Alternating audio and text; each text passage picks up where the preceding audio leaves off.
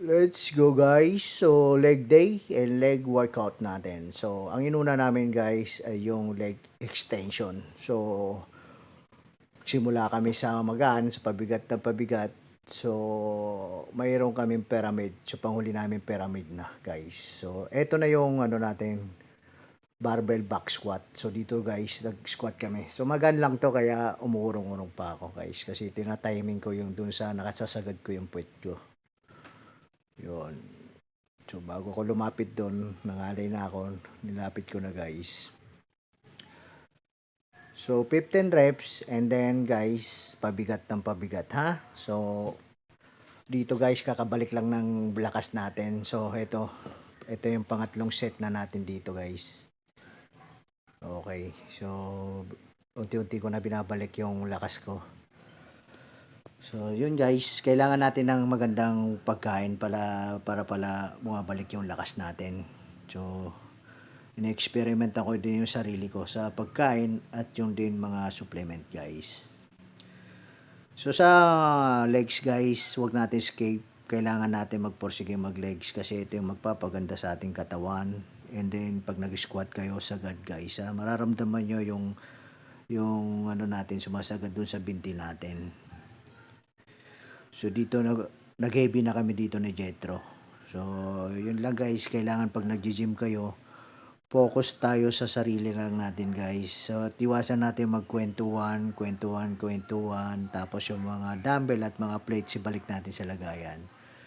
So ito na yung pinakamabigat ko guys, tinry ko na buhatin tong 300. So magpo 400 tayo dito next month. So nakaya na natin guys. Nakaunang baba na rin tayo. So magandang tagumpay na to guys, yun, di ba? So naibaba ko na rin siya kasi nagkaroon tayo ng injury. So okay na injury natin. So ganun lang guys ha. Huwag natin pinipilit kasi pagka nagka-injury tayo, doon natin ma-realize na maling-mali ang mga ginagawa natin. Yun. Kailangan guys, bago ko nagbuhat, naglaga ako ng 15 itlog. Yung 15 itlog, dalawang kainan ko lang yun guys. Tapos pagdating ko sa gym, meron din akong pagkain doon, itlog at saging. So pagkatapos ko magbuhat, kain kaagad ako. So yun guys, so medyo kumakapal na rin yung legs natin napapansin ko. At saka yung mga damit ko sumisikip na rin sa akin. Pero yung timbang ko ay hindi nadagdagan guys. Sumisikip yung mga damit ko pero yung damit ko ay yung timbang ko hindi nadagdagan. At ito na yung pangatlong workout natin sa leg guys. Yung leg press to tawag rito. So hanggang kailan din natin dito guys. Okay. Sa pag-workout guys, hindi ito paunahan ha. So kailangan dito nakikita natin na mayroon tayong improvement. Kasi kung puro lang tayo yabang, angas sa pagbubuhat, maling-mali pala yon. So dati ganun kasi ako. So kinukuha ko sa palakasan. Dito pala hindi. Kailangan mo aralin yung katawan mo, obserbahan yung improvement mo. Kasi pag wala, mali rin ginagawa mo. So ganun lang dapat guys.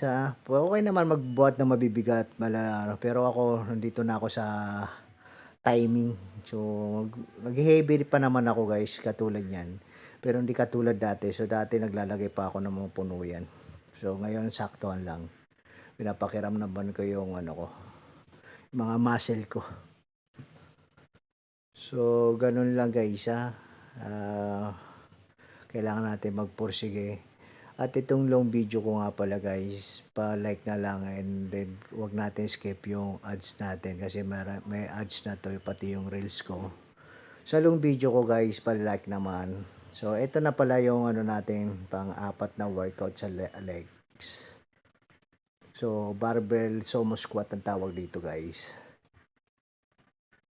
So kailangan natin pagandahin ng legs natin kasi magkukumpit na naman tayo. So abang-abang lang tayo sa magandang resulta nung bago nating kaalaman.